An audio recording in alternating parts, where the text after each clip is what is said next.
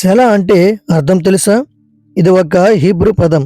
ముఖ్యంగా కీర్తనల గ్రంథంలో మనం తరచుగా చూసే పదము సెల. ఇది కీర్తన గ్రంథంలో దాదాపు 71 సార్లు, హబాకుకు గ్రంథంలో 3 సార్లు కనిపిస్తుంది. ఈ సెల అనే పదము కోసము చాలామంది దైవజనులు చాలా రకాలుగా చెప్పి ఉండవచ్చు. ఇప్పుడు అత్యంత ప్రాచుర్యంలో ఉన్న అర్థాలు నేను మీకు చెబుతాను. మొదటిగా పాస్ అండ్ మెడిటేట్, ఆగు, ఆలోచించు. సెల అంటే ఆగు లేదా విశ్రమించు అని అర్థం.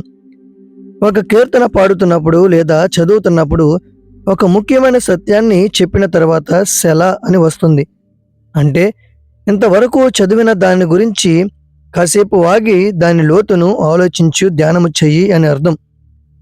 రెండవదిగా మ్యూజికల్ నోటేషన్, సంగీత సంకేతం.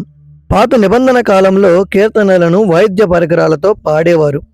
సెల వచ్చినప్పుడు సంగీతము ఒక్కసారిగా పెరగవచ్చు లేదా గానము ఆగిపోయి కేవలము వాయిద్యాలు మాత్రమే వినిపించవచ్చు. గాయకులు విరామము తీసుకునే సమయాన్ని ఇది సూచిస్తుంది. మూడవదిగా టు లిఫ్ట్ అప్, హెచ్చించు. హెబ్రీ భాషలో సలాల్ అనే పదం నుండి ఇది వచ్చి ఉండవచ్చు.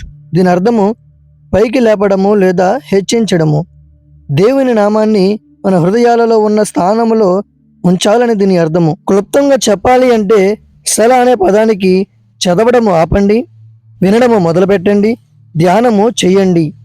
ఇది కేవలము ఒక పదం మాత్రమే కాదు, అది మనల్ని దేవుని సన్నిధిలో నిశ్శబ్దంగా ఉండమని చేసే ఒక పిలుపు. ఆమేన్.